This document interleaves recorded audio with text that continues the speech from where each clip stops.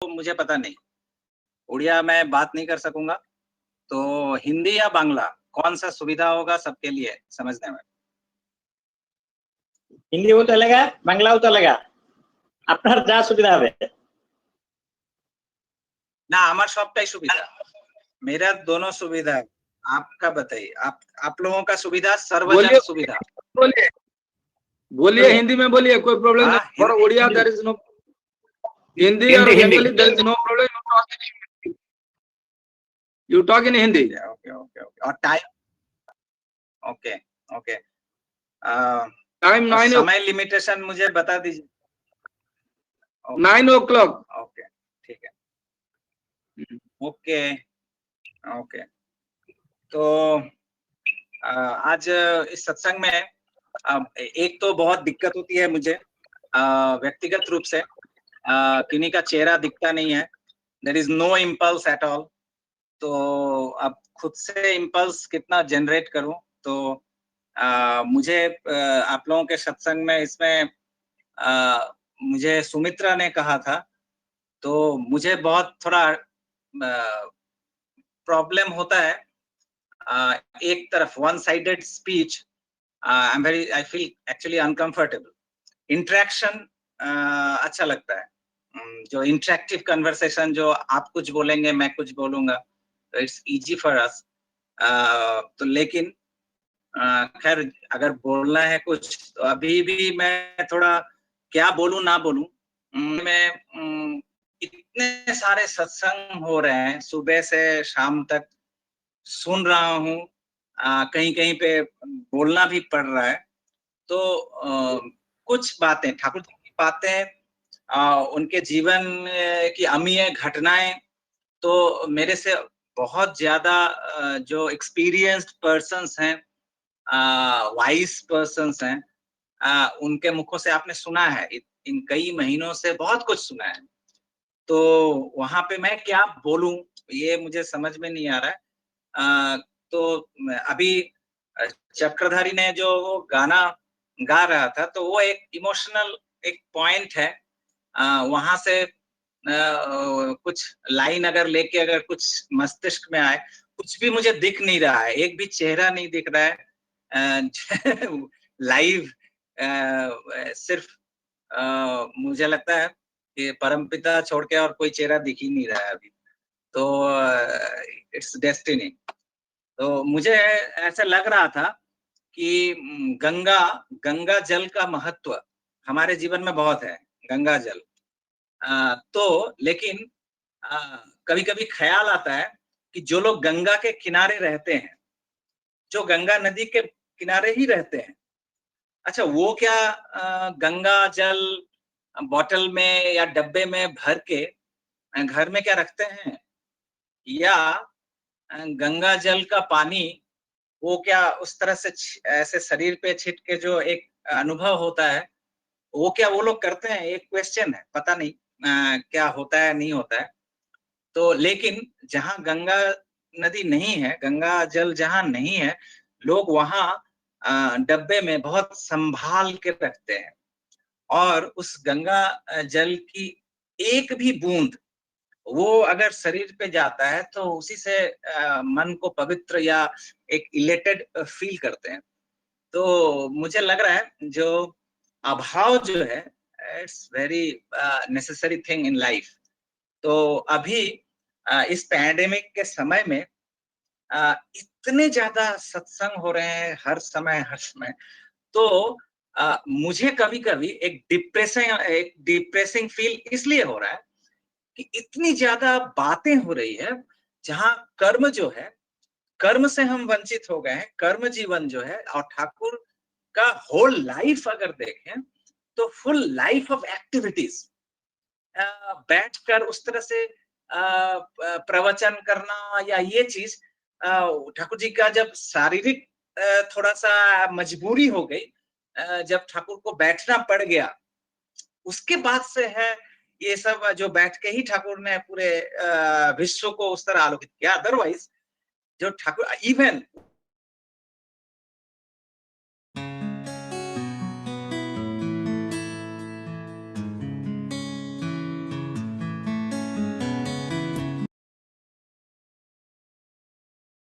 सोचना, कर्म में परिणत। तो अभी के समय में ये तो बाध्य है, हमारा और कोई उपाय नहीं है।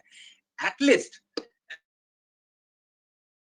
अभी हमें लॉकडाउन कर दिया गया है, हमको लॉक ही रहना है, हमें एक्टिविटीज में नहीं जाना है, तो कम से कम वो कर्महीनता जो थोड़ी आई है उसमें एक सक्रियता आई है। हो सकता है कि फिजिकल सक्रियता जो है, फिजिकल एक्टिविटीज जो है, वो शायद थोड़ा सा, थोड़ा नहीं, काफी कम हुआ है। और उसका साइड इफेक्ट मेरे मन पे तो बहुत पड़ता है, जो बार बार सिर्फ सिर्फ चर्चा कर रहा हूँ, सिर्फ बोल रहा हूँ, कर्म में वो परिणत या कर्म में करने का कोई मौका भी नहीं मिला। जो घर से नहीं निकल सकते, आप बाहर नहीं जा सकते, कोई एक्टिविटीज में नहीं कर सकते, ये टाइप ऑफ एक अवसाद एक मन में मेरा तो लाता है, पता नहीं किसका और क्या होता है। और जितना ज्यादा और बात कर रहा हूँ उतना ज्यादा कर रहा है, क्योंकि उस हिसाब से उसका जो इम्प्लीमेंटेशन होना चाहिए वो नहीं होता। लेकिन एक एक्टिविटीज जो बढ़ गई है इस दौरान, मैंने खुद अनुभव किया है, लोगों से बातें करके भी सुनने में आई है कि लोगों का ठाकुर जी का बुक्स पढ़ना बहुत बढ़ गया है। ये सब जो चर्चा हो रही है घर में, तो लिटरेचर जो है ठाकुर जी का, इतने ये जो सारा 81 ईयर्स ठाकुर का जो पूरा लाइफ है, उसमें अगर आप देखेंगे जो ये सत्संग publishing house, it's a phenomena.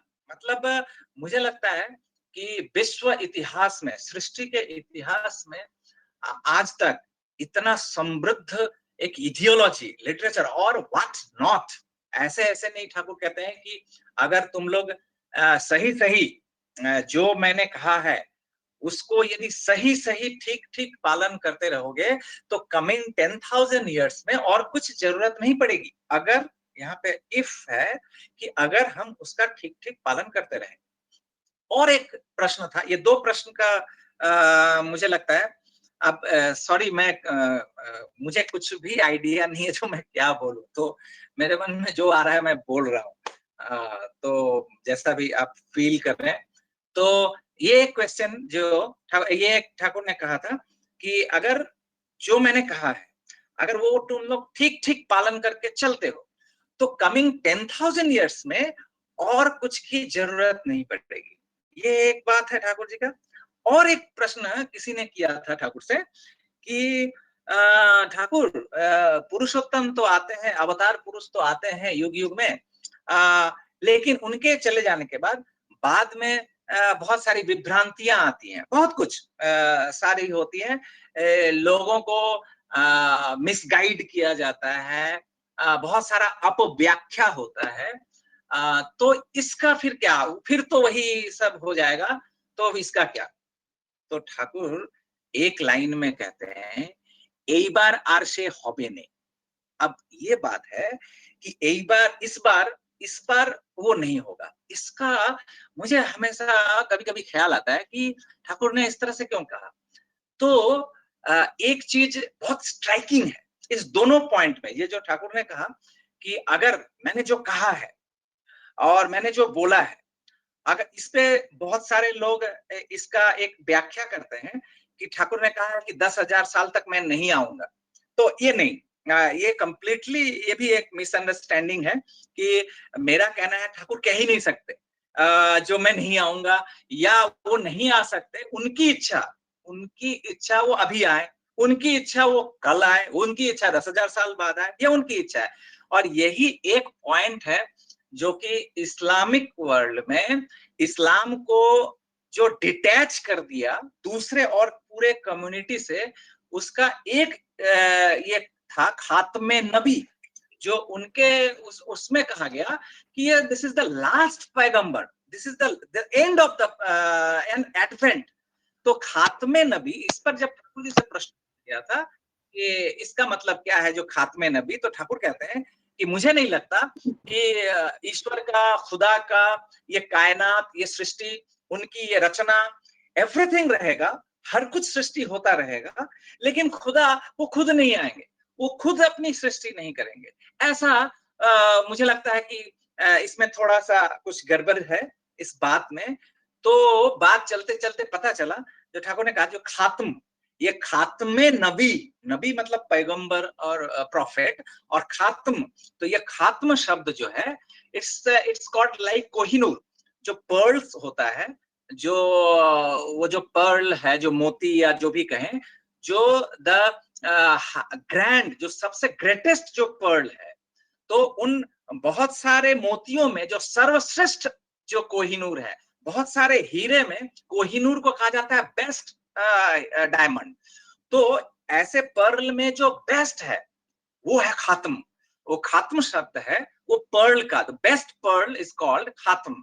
तो नबियों में उसके पहले भी बहुत सारे नबी आए थे उस सेक्ट में, जहां हजरत मोहम्मद साहब का, रसूल का जहां जन्म हुआ था, उसके पहले भी बहुत सारे, तो उन सभी में वो श्रेष्ठ। तो तथागत गण, तथागताग्रयो ही वर्तमान पुरुषोत्तम, जो जितने सारे तथागत हैं उनमें वर्तमान जो है उसके अग्रणी होते हैं।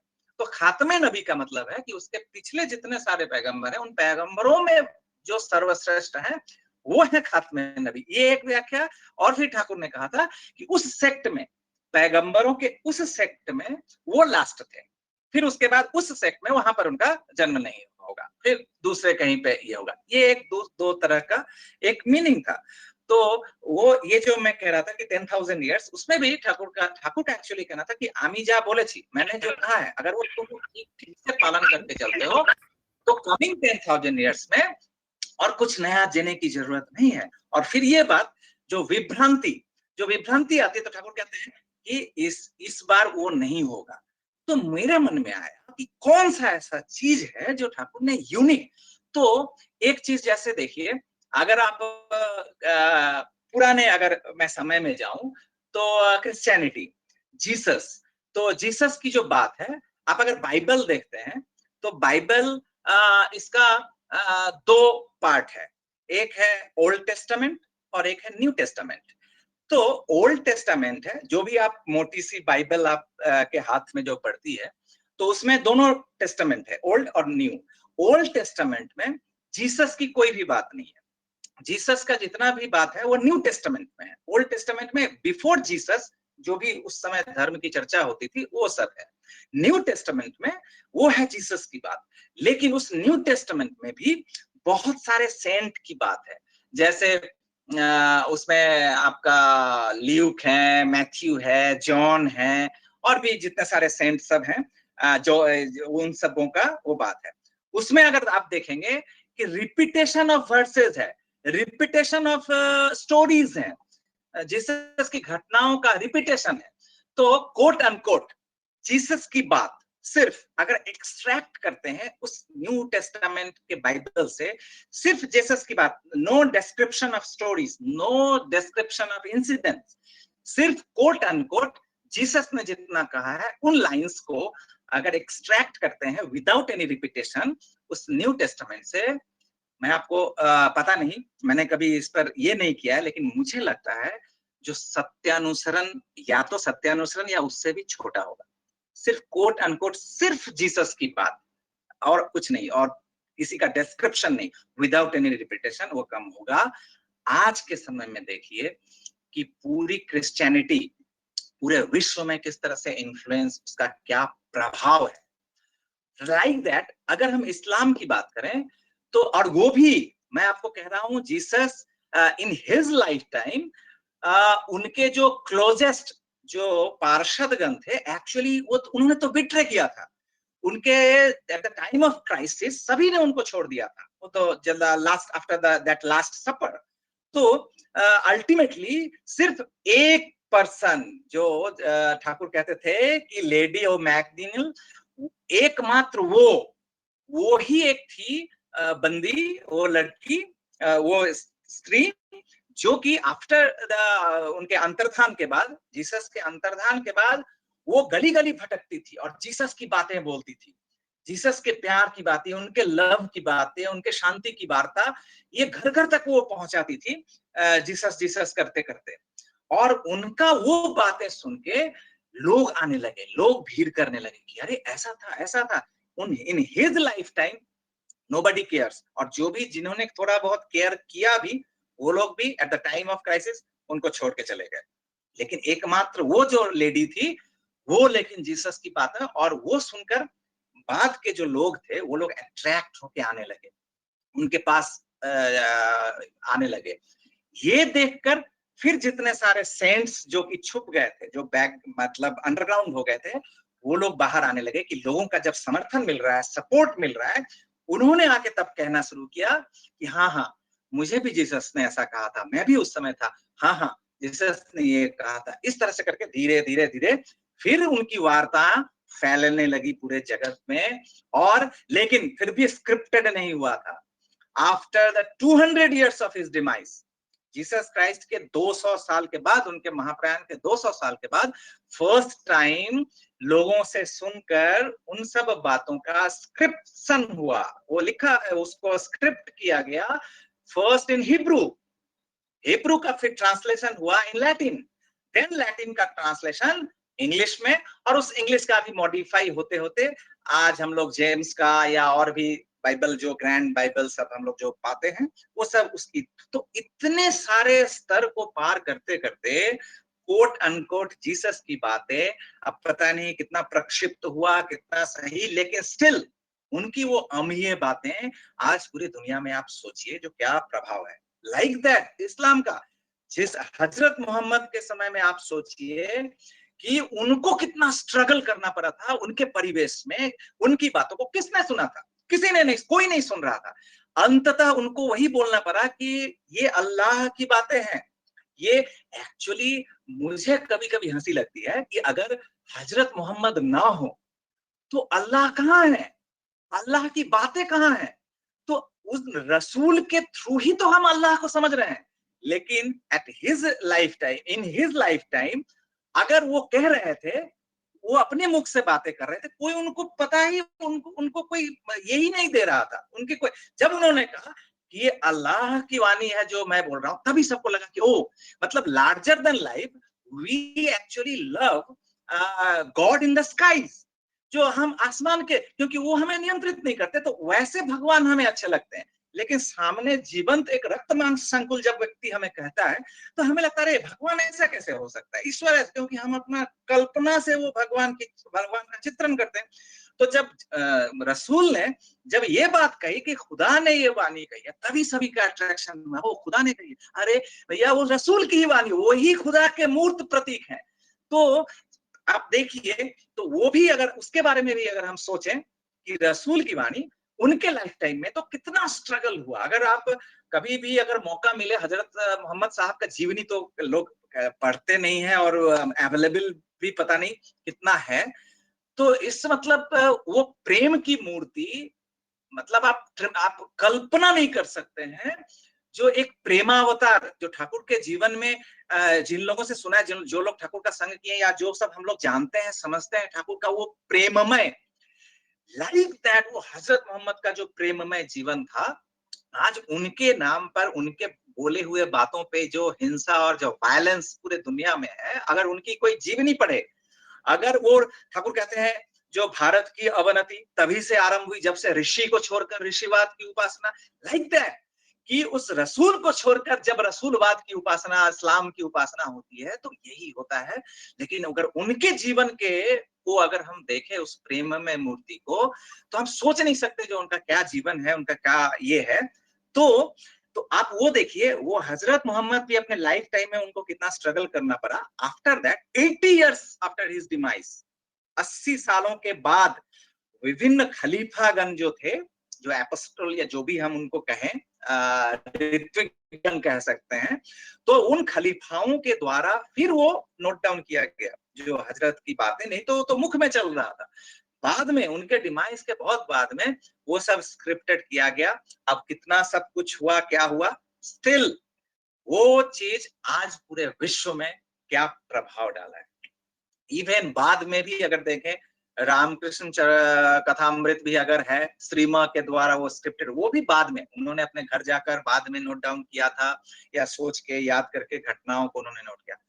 First time in the history of creation, जो एक प्रॉफिट अपने लाइफ टाइम में एवरीथिंग जो उन्होंने कहा उसको प्रिंटेड, हालांकि ये मॉडर्न, ये एरा भी ऐसा था, ये युग भी ऐसा था जहां की पॉसिबल था इन सबको एज इट इज जो वो बोल रहे हैं, किसी भी तरह का कोई प्रक्षिप्त, किसी भी तरह का कोई कलरिंग ना हो, और इसकी व्यवस्था दूसरे किसी ने नहीं किया। ठाकुर स्वयं अपने लाइफ टाइम में वो पथ दिखा दिया और उन्हें अपने जीवन काल में एवरीथिंग को, ये जो पब्लिशिंग हाउस आज हम देख रहे हैं, उन्होंने जो जो बातें कही उसको आप सोचिए कि ये जो मैं आपको कह रहा हूं कि आपको मैंने जिस तरह से कहा कि सत्यानुसरण एक छोटी सी पुस्तक है, उसका ही अगर हम देखें सिर्फ वो पुस्तक, उसमें पूरा महासमुद्र, मतलब पूरा ocean in a tea cup जिसको कहते हैं, एवरीथिंग है। और इतना ये दुनिया की ऐसी कोई भी समस्या, ऐसा कोई भी प्रॉब्लम नहीं है जिसके बारे में श्री ठाकुर ने नहीं कहा है। मैं तो आपको यहाँ तक कह सकता हूँ, हो सकता है कि कुछ लोग इसको अतिशयोक्ति कहें, ये मेरा एग्जैगरेशन कहें, लेकिन फिर भी मुझे लगता है कि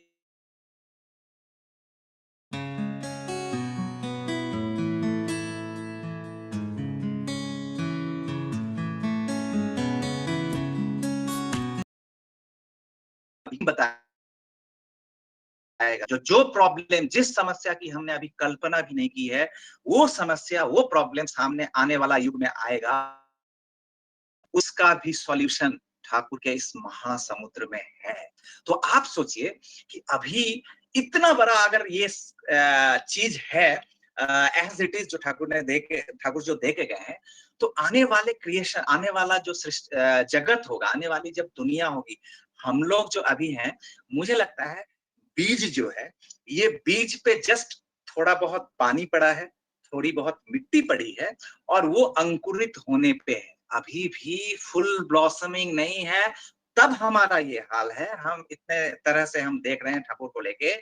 आने वाला भविष्य, आने वाला समय ये बताएगा कि ये जो ठाकुर जी का जो ये दिया हुआ ये हमारे पास ये जो अमूल संपद है, ये जीवन को किस तरह से प्रभावित करने वाला है, पूरे विश्व को, पूरे सृष्टि को किस तरह से प्रभावित करने वाला है, ये आने वाला समय बताएगा। और इस पैंडेमिक के सिचुएशन में आज मैं ये सब बातें मैं इसलिए कह रहा हूं कि ठाकुर जी से एक छोटी सी घटना मैं बोलूंगा, क्योंकि मुझे कभी कभी लगता है, अभी वो गाना जब चक्रधारी गा रहे थे, तो मेरे मन में एक विरह का भाव आ रहा था, जो है ना, जो जग के सुख में भूले सभी जन, मन तरंग में बहते। तो हम तो मन तरंग में ही बह रहे थे, हम तो जग के सुख में ही तो भूल गए थे सब कुछ, एवरीथिंग वी फॉरगॉट। तो आप देखिए कि जग के सुख में भूले सभी, मन तरंग में बहते, अपने मन के माफिक, अपने प्रवृत्ति के माफिक उसी चलन में चल रहे थे। फिर क्या था, मन तरंग में बहते, जो दुख आए, जो दुख आए, तरफ उठे मन, बेकल आहें भरते। आज ये जो परिस्थितियां आई है, अब तड़प उठे हैं। अब छोड़ दीजिए बिजनेस, छोड़ दीजिए नौकरी, छोड़ दीजिए एवरीथिंग, लोग अभी भैया प्राण बच जाए। और सिर्फ हम नहीं, जो दुनिया की बड़ी बड़ी रियासतें, दुनिया के बड़े बड़े सरकार, जो कि खुद को इनविंसिबल समझते थे पूरे विश्व में, जो अनकंकरेबल, उनको कोई परास्त नहीं कर सकता, आज सब कोई त्राहिमाम त्राहिमाम कर रहा है, जो जस्ट टू सेव लाइफ, मुझे कुछ नहीं चाहिए, सिर्फ जीवन बच जाए, जो ठाकुर जी जो ये कहते थे। और आज न चाहते हुए भी, न जानते हुए भी, अननोइंगली ठाकुर का जो वो पथ है, सदाचार का पथ, उस पथ पर धीरे धीरे अग्रसर हो रहा है, होना ही पड़ेगा, either in the name of lord और either in the name of hygienic principle. वो जो सनातन पथ है, उस पथ पे आना ही पड़ेगा सभी को। तो मुझे कभी कभी लग रहा था कि आखिर ये एक घटना मैं बताऊं, छोटी सी घटना है, जो एक दो चार लोग आए हुए थे, वो लोग कम्युनिस्ट मेंटालिटी कहते हैं, जो लोग ये सब गॉड ये सब लोग नहीं मानते हैं, उस टाइप के। तो उन्होंने आके ठाकुर से प्रश्न किया था कि ठाकुर, हम अगर भगवान है, अगर ईश्वर अगर हैं, तो फिर हम इतने सफरिंग्स क्यों, इतना दुख क्यों है, इतना कष्ट क्यों है? तो आप ये क्या आप बता सकते हैं, अगर गॉड है तब तो वो सत्य सनातन ऑलवेज आनंद, अगर सच्चित आनंद है, तो फिर ये दुख कष्ट क्यों हमारे जीवन में आता है? और जब हमारे दुख कष्ट आता है, तो हम फिर गॉड को पुकारते हैं। अरे अरे वो गॉड कहाँ है? वो तो आते नहीं है हमारे जीवन में। इतने सारे अकाल पड़ गए, इतने सारे महामारी हो गए, इतने हजार हजार लोग, अभी तो कुछ भी नहीं है। ऐसे ऐसे महामारियां, ऐसे ऐसे पैंडेमिक ये सब हुआ है जिसमें हजारों लाखों लोग का डेथ हुआ है। स्टिल अभी जो जैसा चल रहा है हमारा भी अभी तो लाख से ऊपर चला गया, तो अभी तो फिर भी कम्युनिकेशन है, हम लोगों को पता चल रहा है जो कहाँ पर क्या डेथ हो रहा है। लेकिन एक समय था जब कुछ पता ही नहीं चलता था कितने करोड़ गुजर गए। तो वही ठाकुर से प्रश्न कर रहे हैं कि इतने सारे लोग मर जाते हैं फिर भी पूजा करते हैं, ये करते हैं, वो करते हैं, तो आखिर गॉड को फिर पुकारते हैं। तो लेकिन गॉड तो कभी आते नहीं, कभी तो ईश्वर आके कभी देखा नहीं जो कभी बचाते हैं। तो इस तरह से तो फिर क्या हुआ, इस तरह से कर क्या हुआ? तो ठाकुर उन लोगों को कहते हैं कि ये जो क्रिएशन है, ये जो सृष्टि है, ये कॉस्मिक लॉ है, एक विधि है, उस विधि से ही ये कॉस्मिक लॉ चलता है। तो आप देखिए, तो मुझे लगता है कि मैं ये जो कॉस्मिक लॉ की बात ठाकुर ने कहा, ये जो विधि है, उस विधि को अगर हम फॉलो नहीं करेंगे, उस विधि के विरुद्ध अगर चलेंगे, तो जो रिपरकशन होना है वो हो। तो मुझे अगर मैं जाऊं कि गॉड क्रिएटेड मैन, तो अगर जिस समय क्रिएशन नहीं हुआ था उस समय तो वो एक पॉइंट थे, वो गॉड थे, उन्होंने आखिर ये सृष्टि क्यों की? तो कहा जाता है कि ईश्वर ने सृष्टि इसलिए की कि टू एंजॉय द वर्ल्ड, दुनिया को उपभोग करने के लिए। तो उपभोग कैसे होता है? उपभोग का एंजॉयमेंट हमारा देखिए कि कैसे, अगर भूख ना लगे तो क्या खाना मजा देता है? आज ही सुबह को दोपहर के टाइम में एक चीज किसी ने मेरे घर में आया, एक चीज बना था, तो वो मुझे बहुत पसंद है, लेकिन मेरा पेट सुबह में खाया था तो मेरा भरा हुआ था। तो जो मुझे बहुत ज्यादा पसंद है हटाओ हटाओ नहीं खाऊंगा। तो दैट मीन्स कि वो जो एंजॉयमेंट उतना अच्छा चीज है, लेकिन मैं उसको एंजॉय नहीं कर पा रहा हूँ। क्यों नहीं कर पा रहा हूँ? तो भूख नहीं है, एपेटाइट नहीं है। तो दैट मीन्स कि ये एंजॉयमेंट, जब ईश्वर भी जो है वो अकेले हैं, खुद हैं, सिंगल हैं, एंजॉयमेंट नहीं है, उनकी इच्छा हुई टू एंजॉय, आनंद, उन्होंने फिर खुद से अलग किया। द सेम ड्रॉप, वो ईश्वर अंश जीव अविनाशी, वो जीव जो उस ईश्वर के ही अंश है, तो उन्होंने खुद को, जैसे एक मदर चाइल्ड रिलेशन जो है, माँ और बच्चे का रिलेशनशिप जो है। अच्छा, कोई कुछ बोल रहे हैं क्या? अभी मेरा टाइम है 10 मिनट, 9 बजे आपने कहा है ना, मैं 9 बजे क्लोज डाउन कर दूंगा। तो अगर इन्हीं का अनम्यूट हो गया तो प्लीज। तो मैं रैप अप कर ले रहा हूँ, मैं 9 बजे तक रैप अप कर लूंगा। तो ये मदर चाइल्ड रिलेशनशिप है। आप देखिए, जो माँ बच्चे को अपने गर्भ में, म्यूटेड, अगर इनका प्लीज म्यूट डिस्टर्बेंस, और अगर कॉलर,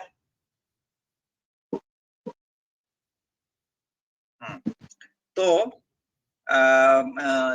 तो ये मदर चाइल्ड जो रिलेशनशिप आप देखेंगे कि माँ अपने बच्चे को गर्भ में धारण करती है, कितना भी हो धारण करती है, सब कुछ ठीक है, लेकिन जब तक उस बच्चे का जन्म नहीं होता है, मातृत्व का भाव जो है, आप देखिएगा कि जैसे ही वो बच्चा उससे अलग होता है, देन उसका वो जो बच्चा अलग होके फिर जब माँ पुकारता है तो बड़ा आनंद है। यहाँ तक कि वो बच्चा दूर चला जाता है, दूर हटता है, तो कभी कभी माँ छुप जाती है, बच्चा ढूंढता है कहाँ है, और तब जब माँ को देखता है, दौड़ के आता है, माँ को आनंद होता है। मुझे लगता है समस्ते ऑडियो वीडियो बंद कर दियंतु, ऑडियो वीडियो समस्ते बंद कर दियंतु प्लीज। समस्त अनुरोध, ऑडियो वीडियो समस्ते बंद कर दियंतु। बोलुन दादा बोलुन। हाँ, तो ये जो है मातृत्व का जो ये आनंद है, आप देखेंगे बच्चा जब माँ से अलग होता है, देन वो फील करती है, वो माँ फील करती है कि ये बच्चा मेरा है, और फिर ये आनंद की अनुभूति तब होती है, जब तक पेट में है तब तक वो आनंद नहीं है। जैसे ही उससे अलग एक अलग सत्ता बना, तब एंजॉय करती है उस बच्चे को। अब वो बच्चा जब जितना दूर जाता है, तड़प पैदा होती है, मदर के मन में वो तड़प पैदा होती है, और उस तड़प में वो बच्चा जब दौड़ के आता है फिर अपने माँ को लिपट के, फिर वो आनंद आता है, फिर वो आनंद आया, फिर बच्चा दूर गया, देन फिर दौड़ के। तो मुझे लगता है तो ईश्वर और जीव, ये परमात्मा और ये आत्मा, ये जो रिलेशनशिप है, like that, this is life. जो ये जो सफरिंग्स है, ये हम उनसे दूर हटते हैं, और हम जितने उनके करीब आने की कोशिश करते हैं, ईश्वर का चेहरा खिलता है, वो आनंद अनुभव करते हैं। तो मुझे लगता है जो ये लाइफ है, आप देखिएगा कि जीवन में हम कुछ भी करते हैं, एक टफ, हम स्पोर्ट्स का देख लें, खेल की दुनिया में चैलेंजेस, तो एक्चुअली वी लव चैलेंजेस। क्यों? इसलिए कि जब वो टफ टारगेट जो होता है, टफ टारगेट, उसको हम फिक्स करते हैं, देन हम उसको अचीव करते हैं, बड़ा आनंद आता है। जैसे ही आनंद आया, दैट्स इट, खत्म हो गया, फिर हम एक टफ टारगेट फिक्स करते हैं। तो जब तक टफ टारगेट फिक्स नहीं होता है, जीवन में आनंद की अनुभूति नहीं है। हम जो खाना खाते हैं, ये जो खाना खाना है, एक मुख में निवाला दिया, यहाँ पे सलाइवा सिक्रेशन हो रहा है, this is bliss, this is delight, this is happiness. जैसे ये अंदर चला गया, और ये अंदर जाते जाते जाते जब ये भर गया पेट, फिर वही चीज आनंद नहीं देता है। तो जब चूंकि भर गया, हम फिर से तैयार होते हैं वो एपेटाइट लाने के लिए, हम फिर से मेटाबॉलिज्म बढ़ाते हैं ताकि वो मेरा इवैक्यूएट हो जाए, देन फिर से हम आनंद की अनुभूति करते हैं। लाइफ इज लाइक दैट, ऐसे ही चलता है कि सफरिंग्स, तो सफरिंग्स आएगा, फिर तो ये कॉस्मिक लॉ जो है, ठाकुर जो कहते हैं कि कॉस्मिक लॉ जिस तरह से काम कर रहा है, हमारा जीवन भी उसी तरह से काम कर रहा है। तो हम अगर उस कॉस्मिक लॉ को अगर फॉलो करें, जैसे माँ से बच्चा दूर हुआ, फिर उसकी कोशिश है माँ के पास जाने का, मेरा पेट भर गया, फिर से मैं की ओर जा रहा हूँ, हंगर की ओर जा रहा हूँ, और फिर से फील कर रहा हूँ। तो ईश्वर से जीव अलग हुआ, ये जो जीव अंश है उससे अलग हुआ, फिर हमारी कोशिश है कि हम ईश्वर की ओर दौड़ लगाएं, हम ईश्वर की ओर जाएं। This is the cosmic law, यही है विधि। और इस विधि को जो देते हैं, ही इज विधाता। और इस विधि से जब हम इस विधि को जब हम विस्मृत होते हैं, भूल जाते हैं, दिस इज कॉल्ड अज्ञानता। और इस अज्ञानता के कारण अगर कोई सफर करता है, इस अज्ञानता के कारण अगर कोई दुख में पड़ता है, तो ये कोई एक्सक्यूज नहीं हो सकता। इसलिए एक कहते हैं, कथन है, ignorance of the law is no excuse. जो विधि को नहीं जानना, ये कोई एक्सक्यूज नहीं हो सकता है। तो ठाकुर कहते हैं कि ignorance is seen in the dictionary of God. अज्ञानता जो है, ये ईश्वर के शब्दकोश में पाप है, अज्ञानता ही है पाप। और इसी ज्ञान के लिए, इसी विधि को जानने के लिए हम अपने जीवन में उस विधाता को, उस विधि पुरुष को हम ग्रहण करते हैं, और उनके विधि के पथ पर जो उनका जो गाइडलाइंस है, उस अनुशासन को अगर हम ठीक ठीक उसको मान के चलते हैं, तो सफरिंग्स आएगा, वो आएगा, फिर हम उस सफरिंग्स को ओवरकम करते हैं, उस सदाचार को हम पालन करते हैं, और फिर उनके पथ पर हम आगे बढ़ते हैं। तो मुझे लगता है कि लाइफ इज लाइक दैट, कि उस विधाता को ही हम जीवन में ग्रहण करके, तो जैसे एक ठाकुर एक एग्जाम्पल देते हैं, बहुत अच्छा एग्जाम्पल है। जो एक व्यक्ति हर दिन चाय पी रहा है रेस्टोरेंट में जाके, हम हमेशा रास्ते के किनारे कोई भी रेस्टोरेंट या किसमें चाय पीते हैं, अब वो चाय पी रहा है, चाय पीते पीते उसको पता नहीं है कि जिस कप में उसने चाय पिया है, उस कप में कितने सारे लोगों ने चाय पिया, उसमें से एक ट्यूबरकुलोसिस जो टीबी का बीमारी है, उसका भी वो ने चाय पिया। और कैसा सदाचार मेंटेन होता है, we everybody we actually know it, जो कैसे वो लोग साफ सफाई रखते हैं। उसमें हो सकता है उस कप में हो सकता है कि मेरे पीने से पहले एक ट्यूबरकुलोसिस का कोई रोगी वो पी के गया है, और फिर मैंने बिना कुछ जाने मैंने वो चुस्की ली है चाय का, वो सिप किया है लाइक अमृत। जो कि मेरे पूरे थकावट को दूर कर दिया है। तो जिसको मैंने अमृत करके पिया है, वो तो विष का पान किया। अब 2 महीने बाद, साल महीने बाद अगर ऐसा होता है कि वो जर्म मेरे अंदर धीरे-धीरे पनपता हुआ अपना अचानक ब्लास्ट करता है और हम बीमार पड़ जाते हैं। तो हम अगर कहें कि मैंने तो ये बीमारी नहीं चाही, मैंने तो कोई भी ऐसा कुछ नहीं किया था, तो मुझे पता ही नहीं है कि जिसको मैं अमृत समझ के पी रहा था, वही मेरे अंदर विष का अ अ, जो वो वपन करके, विष वपन करके चला गया। तो इसीलिए एक्चुअली क्या है कि ये जो विधि है, विधि के पर इसलिए हम लोगों का प्रार्थना क्या होता है? हम लोग ठाकुर से प्रार्थना करते हैं, ठाकुर मुझे पता नहीं किसमें मेरा मंगल है, इसलिए तुम्हारी जो इच्छा है वही तुम मेरे जीवन में मूर्त करो। हमारी प्रार्थना ये होती है कि तुम्हारा जो डिसिप्लिन है, हम आशीर्वाद बहुत सारे, हम लोग बहुत सारे चीज ये करते हैं कि अरे आशीर्वाद, ठाकुर ने स्पष्टता कह दिया है, स्पष्टता कह दिया है, आशीर्वाद का मतलब ही है अनुशासनवाद, डिसिप्लिन। तो हम एक्चुअली ठाकुर के पास जाकर हम प्रार्थना क्या करते हैं?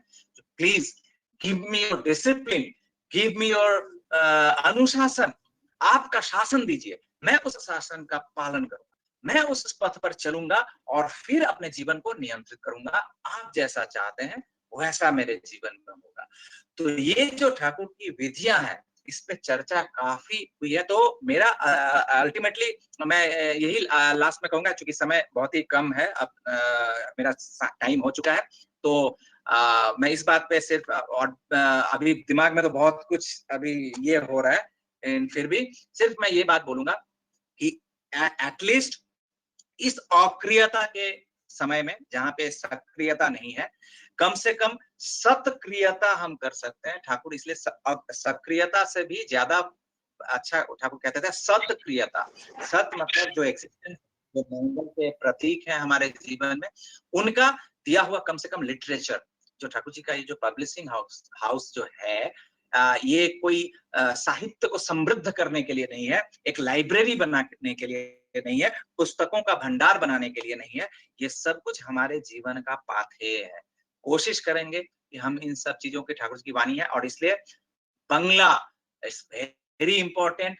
लोग अभी के समय में, जबकि कम्युनिकेशन बहुत सारे फैसिलिटीज मौजूद हैं हमारे आसपास में, लोग फ्रेंच, जर्मन, इटालियन सीखते हैं, जिस भाषा के साथ हमारे भाषा का कोई लिंक नहीं है, और जबकि बांग्ला हमारे वो मदर लैंग्वेज, जो अगर कहें सब कुछ की जननी संस्कृत, उस संस्कृत का ही जितने सारे हमारे देश में जो भाषाएं प्रचलित हैं, वो सब संस्कृत का ही है। तो Bangla it's easy for Odia, जो उड़िया पीपल हैं, जो हिंदी पीपल हैं, जो और अदर असमियाज और हैं, उनके लिए बांग्ला बहुत ही इजी है। सिर्फ अक्षर ज्ञान थोड़ा चाहिए, क्योंकि ठाकुर जी का अगर अमृत पान करना है तो फर्स्ट हैंड पान करना पड़ेगा। ये ट्रांसलेटेड वर्जन कितना भी हो, लेकिन डाइल्यूशन थोड़ा बहुत। आज आप देखिए जो अरबिक सीखते हैं, इस्लाम या वो सब पढ़ने के लिए लोग अरबिक सीखते हैं, तो व्हाई नॉट वी? तो बांग्ला साहित्य जो है इट्स वेरी इंपॉर्टेंट, अगर हम लोग कोशिश करेंगे तो। और ओरिजिनल जो ठाकुर जी का है, जो बातें हैं, और जीवन में एक बात और कह दूं कि जीवन को समझना बहुत जरूरी है, क्योंकि एक सॉरी 5 मिनट में ले रहा हूं एक्स्ट्रा, 5 मिनट्स। तो रविंद्रनाथ के पास लेके गए थे सुशीला या केष्टोदा, कोई एक वो सत्यानुसरण लेके, रविंद्रनाथ टैगोर। तो ये घटना बहुत सारे लोग चर्चा करते हैं। तो उन्होंने वो पुस्तक पढ़ा, सत्यानुसरण को पढ़ा, और वो पढ़ के उन्होंने क्या कहा? उन्होंने कहा, क्या कहा आपने? किसने लिखा है? तो शशि ठाकुर अनुकूल चंद। रविंद्रनाथ नहीं जानते शशि ठाकुर अनुकूल चंद होंगे कोई? तो फिर उन्होंने कहा, आपने क्या कहा? कितने साल के उम्र में? तो बोले जो इतने कम उम्र में, और ये बातें, दैट मीन्स कि वो प्रभावित हुए किस बात पे? मैं किसी को यहाँ पे छोटा बड़ा नहीं कर रहा हूं, मैं सिर्फ ये कह रहा हूं कि वो प्रभावित हुए थे कि एक व्यक्ति इतनी कम उम्र में, 18-19 साल की उम्र में, ऐसी गहराई की बात कैसे कर सकता है? तो दैट मीन्स कि उनका इंटेलेक्ट जो था, इंटेलेक्चुअल फीडिंग हुआ था रविंद्रनाथ का, वो इंटेलेक्चुअली प्रभावित हुए थे, जो ब्रेन फीड हुआ था। लेकिन आदमी का जो चलन है ना, वो यहां से होता है, हार्ट से होता है। तो मुझे लगता है कि अगर आप सत्यानुसरण जिसने ठाकुर को नहीं जाना है, जो ठाकुर को नहीं जानता है, उस किसी पर्सन को अगर सत्यानुसरण देंगे पढ़ने के लिए, उसका इंटेलेक्चुअल फीडिंग होगा, लेकिन कैरेक्टरिस्टिकल जो चेंजेस है, जब तक उनकी जीवनी नहीं पढ़ेगा, जब तक उनके जीवन के साथ संलग्न नहीं होगा, इसलिए ठाकुर कहते थे my life is my materialized maxims. तो मेरा जो जीवन है वही मेरे वाणी का मैटेरियलाइज्ड फॉर्म है। तो आप एक चीज देखेंगे कि भगवान ईश्वर वो जितना नहीं प्रभावित करता है, वो ईश्वर, विवेकानंद कहते हैं कि जब अवतार पुरुष का जीवन जब मैं देखता हूं, तो हमारी कल्पना प्रसूत जो ईश्वर की छवि होती है, वो अत्यंत निकृष्ट महसूस होती है। दैट मीन्स कि हमारे कल्पना की जो भावना की जो ईश्वर का रूप है, और वास्तव में जब ईश्वर नर कलेवर धारण करके आते हैं, तो वो कल्पना का ईश्वर निकृष्ट लगता है। दिस इज द बेस्ट जो ये लिविंग फॉर्म में है, ये बेस्ट आउटपुट है उसको समझने के लिए। उसी तरह से ठाकुर जी की जो वाणी है, उसको अगर हम रियलाइज करना चाहते हैं, तो उनका जो लिविंग फॉर्म है वो ठाकुर, उनके जीवन को समझना होगा, उस जीवन से एक्वेंटेड। तो लाइफ, दैट मीन्स कि ठाकुर जी के बहुत सारे लिटरेचर हैं जिसमें आलोचना प्रसंग, दीप रक्षी, जो उसमें ठाकुर कहते थे कि मेरा निश्वास प्रश्वास है, माई ब्रीदिंग उसमें है। तो इसका मतलब ही था ठाकुर का कहना कि जिस तरह से हम अपने माता पिता को फील करते हैं, वार्मनेस, उनकी गहरी सांसें हमारे शरीर पे पड़ती है, कैसे फील करते हैं, जो ही इज बिसाइड मी, वो मेरे बगल में है। तो ये चीज आलोचना प्रसंग अगर हम रेगुलर पढ़ेंगे, कोई भी खंड, 28 खंड है, 22 खंड आलोचना का और दीप रखी का 6 खंड, ये सब चीज अगर हम पढ़ेंगे, उसमें लाइफ मिलता है। जो ठाकुर जी की हंसी कैसी थी, उनका दुख कैसा था, उनका कष्ट कैसा था, उनका एक्सप्रेशन कैसा था, और तब धीरे धीरे धीरे धीरे हमारे अंदर मेरा आचरण जो है, मेरा चलन जो है, मेरा कथन जो है, ये कैरेक्टरिस्टिकल चेंजेस तब होता है। तो मुझे लगता है कि उस ठाकुर के जीवन में, ठाकुर के जीवन रूपी प्लेट में उनकी वाणियों को अगर रख के खाएंगे, तो वो शरीर में न्यूट्रिशन का काम करेगा। अदरवाइज अगर सिर्फ पानी लेंगे, तो वो इंटेलेक्ट फीडिंग होगा, लेकिन हृदय में परिवर्तन नहीं होगा, हमारा चलन नहीं बदलेगा। तो यही प्रार्थना रहेगा हम सभी के प्रति कि हम लोग ज्यादा से ज्यादा ठाकुर के जीवन के करीब हो सके, उनके लाइफ के करीब हो सके, और उनको महसूस करें अपने प्रैक्टिकल जीवन में, जैसे कि हम अपने माता पिता, अपने भाई बंधु, अपने संतान संतति को समझते हैं, फील करते हैं। तो जितने सारे ये आयोजन है, सत्संग है, पूजा प्रार्थना, जजन जाजन, इष्टवृत्ति, एवरीथिंग, ये सब की जरूरत इसीलिए है कि मुझे उन व्यक्ति को, उन परम प्रिय को हम अपने हमेशा फील करें, उनकी सांसों को भी हम फील करें, एवरीथिंग लिविंग हम फील करें, जिनका भी हम संग करते हैं, संगति करते हैं, वो सब कुछ से उनको हम लिविंग फील कर पाए, उनको जीवंत हम फील कर पाए। इसी के लिए ये सब आयोजन है और ये सब है। तो एक समय आएगा, फिर से हम कर्म युद्ध में हम उतरेंगे। तो आशा है कि ये जो लॉकडाउन पीरियड में जो भी बैंक बैलेंस बना है, तो इस बैंक बैलेंस को फिर वो बैंक में ही नहीं खत्म कर देना है, उसको सड़ा के उसका खर्च जो है, एक्सपेंडिचर जो है कर्म क्षेत्र में, वही अल्टीमेटली हमें कर्म क्षेत्र में निकलना होगा। तो यही प्रार्थना मैं करता हूँ, सभी का मंगल प्रार्थना उन्हीं के दयाल के चरण में। जय गुरु। सॉरी, मैं 7 मिनट्स मैंने ज्यादा लिया है, इसके लिए क्षमा प्रार्थी।